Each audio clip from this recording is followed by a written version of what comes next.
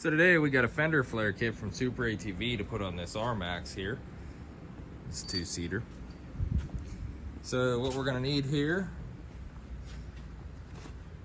we've got 4mm Allen, 1/4 inch drill bit, 5/16 8mm drill bit. It's gonna be for those push rivets here.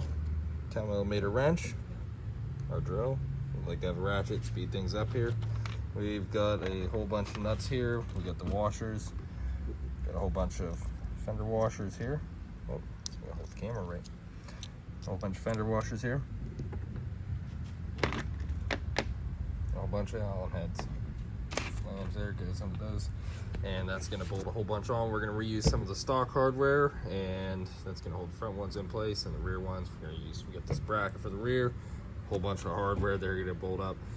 So we'll show you all the locations on everything there. So we'll start off, we get these two screws here. We've got one here, one down here. These ones are gonna let us hold these fenders in place. It's gonna let us hold the fenders in place up front.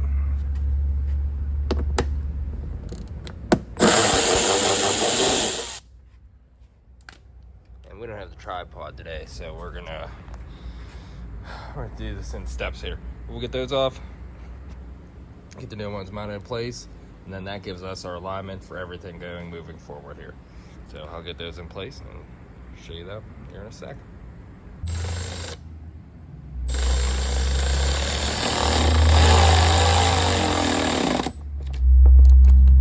What you do is work these in place. Whenever you're running these in, if you're doing them with a tool like this or anything, just real lightly, and you want to feel if there's any sort of binding up or anything. It's really easy to cross thread these, and you're not going to have fun if you get these things stuck. So always be careful going in. If you don't have a good feel for this, I wouldn't recommend doing this by a power tool. I'd recommend doing it by hand. And all I'm doing is just snugging that up, and then what we can do is we'll start lining this up and get all our holes drilled. So that holds that in place. This top one can move it left to right. That slides. This one's slotted some, so we keep that loose. We can snug this lower one up, and then that lets us move this in and out and get it lined up and sitting good.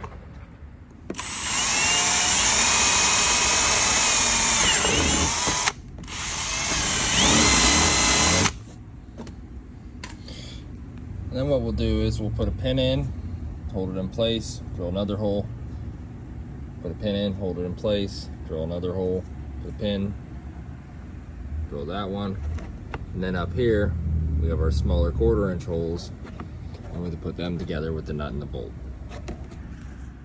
So after we've drilled these holes, stuck them in, drilled our first hole here, and what we're gonna have to do is we get to install the hardware now. So we have the nut, we have the aluminum washer, the chamfer in there, we have our fender washer, and then we have the nut. That's the order that they go in. So it's gonna be tricky to do with one hand here. See if I can pull it off.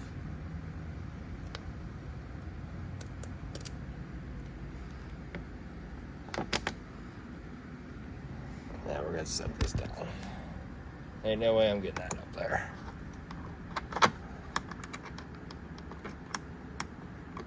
Sorry about this. I'll get a shot here real quick though once I get this nut started.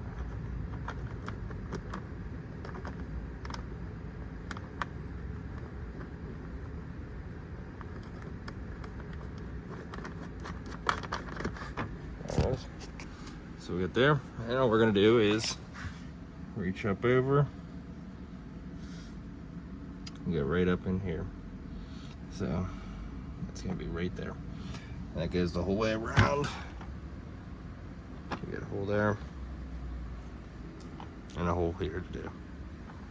Once we get those on, we can snug that up, and as we go, what we want to also make sure is now with this next hole we're gonna drill, we want to pull it up, keep pushing it. We don't want to drill out this way because we'll have a big fender gap, so we want to push this in, drill our holes, secure it real nice, and that'll be done for our front fenders, and we'll get on to the back here. All right, so next step, we're gonna have to get these fender bolts off here.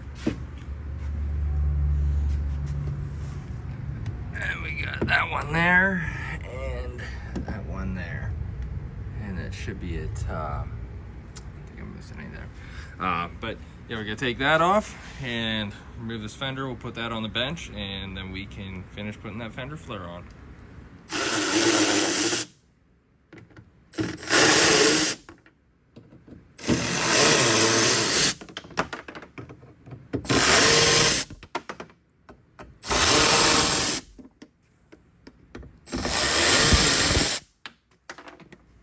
And with all those removed, I do want to take note too that we have that one there, that one, and that one as well. What we do, let's pull that right on off. So our next step here, now that we got our fender off, we'll just work on the bed here since we got plenty of space. We're gonna take that, and we have a hole here and a hole here. So that's gonna go line up here. And what we need to do is temporarily bolt these together. This is gonna go, these spots are gonna actually use the original hardware when we go back on. Same thing goes up here. That's gonna use the original hardware, but we're gonna use all of this temporarily with these bolts and nuts to hold this together. But for here, what we do, we're gonna put this extension bracket on. That'll go with those holes. And then we're gonna nut and bolt that too. So that'll line everything up, and then we'll be able to drill all of our holes. I'm going to get that together, and I'll show you that in a second here. All right, so now we've got our bolts in. That's holding that in place. So what we're going to do, we're going to push this up here, get it nice and snug to that so we can start drilling our holes in. Again, same as the fronts, we're going to get one at a time here so we can snug this thing up. So we'll push, I'm going to start right here, pull these down, go to this one, I'll go to this one. You pull these two here, kind of at the same time. We want to keep these, you know, kind of in line here. We want to make sure they're pulling straight too. We don't want to have this getting crooked or anything. You see how we can tighten that up and move that. We want to make sure this is all pulling tight, and that way keep our body line out here as tight as possible as too. Makes us look good. Nice finished product here. But we'll start drilling and start getting these bolts in. I'll take some pictures as we go.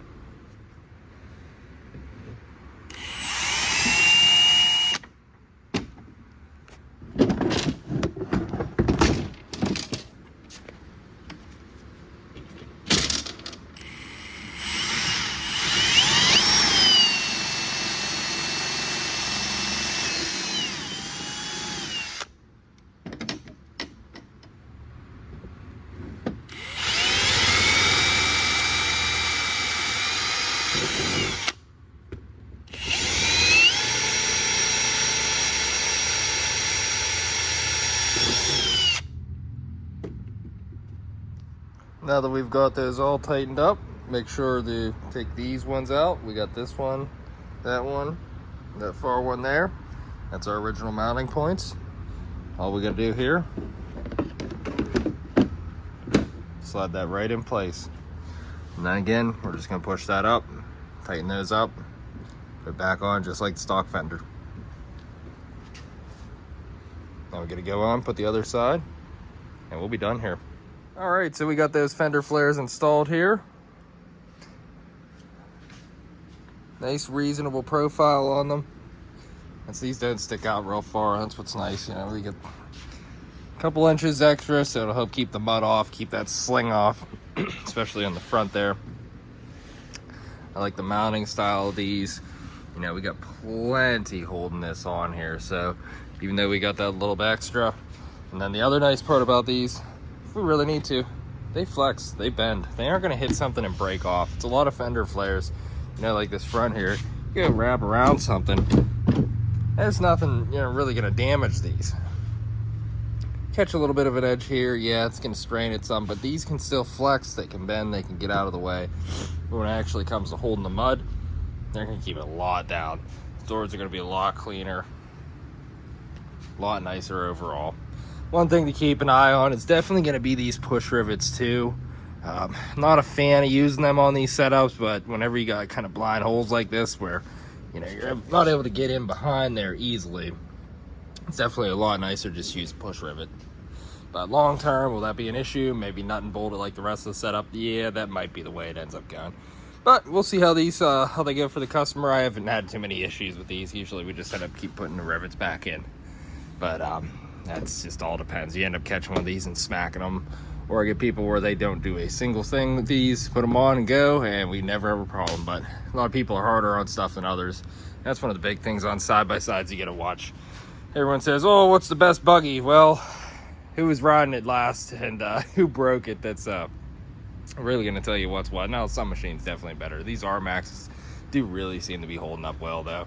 And you can get them for a pretty good price right now too, if I'm not mistaken. But anyways, that's enough for this video, guys. Keep an eye out for the next one. Like, subscribe. We'll keep doing these.